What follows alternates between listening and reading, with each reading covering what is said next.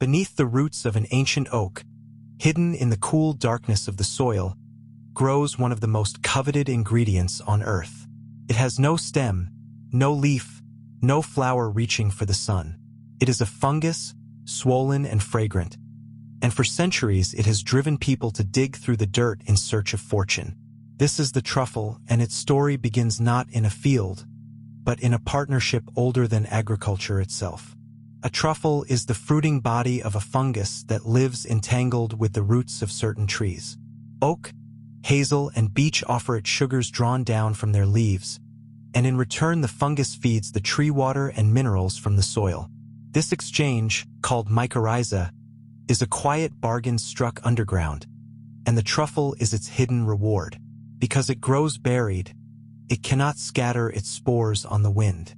Instead, it ripens into a rich, almost animal scent, a perfume designed to lure creatures that will dig it up and carry its spores away. Humans have prized truffles for thousands of years. The ancient Greeks and Romans wrote of them with wonder, debating whether they were born of thunder, of rot, or of some divine accident in the earth. The Roman gourmet believed they held magical properties, and emperors paid dearly for them. Through the Middle Ages, truffles faded from European tables, dismissed by some as suspicious or even sinful, before returning in glory to the kitchens of French and Italian nobility. By the 1700s, the black truffle of Perigord and the white truffle of Alba had become symbols of luxury, served to kings and written into the great recipes of Europe. For most of that history, no one could farm them. The truffle kept its secret. Then, in the early 1800s, a Frenchman named Joseph Talon noticed that oak trees grown from acorns gathered near truffle-producing trees would, years later, yield truffles of their own. He had stumbled onto the underground link between fungus and root. Soon farmers were planting whole orchards of inoculated oaks, and by the late 1800s France produced as much as 1,000 tons of truffles a year. Harvesting them, however, has never been a matter of machines. The truffle gives up its location only by scent, and so the hunt depends on a trained animal. For generations, pigs were the favored hunters, for a female pig is drawn naturally to the truffle's aroma.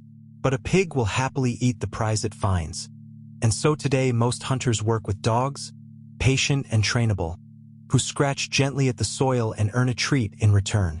At dawn, in the misty groves of Italy, France, and Spain, the hunter follows the dog, watches for the sudden pause, and kneels to ease the treasure from the ground with a small curved knife.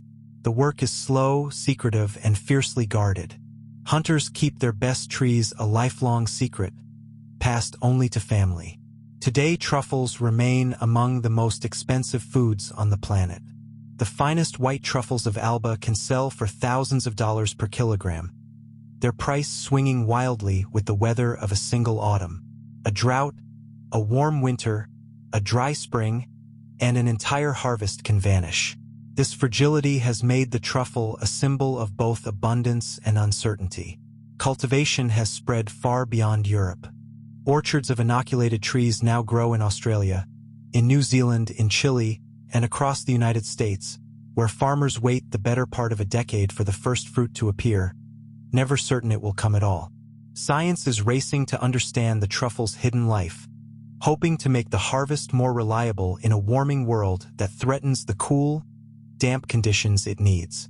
For all our knowledge, the truffle keeps much of its mystery. We can plant the trees and seed the roots, but we cannot command it to grow. It ripens on its own terms, in darkness, governed by rains and seasons we do not fully control. And perhaps that is why it still enchants us. In an age that has tamed so much of the living world, the truffle remains a wild thing, coaxed but never conquered, a buried treasure that the earth surrenders only when it chooses.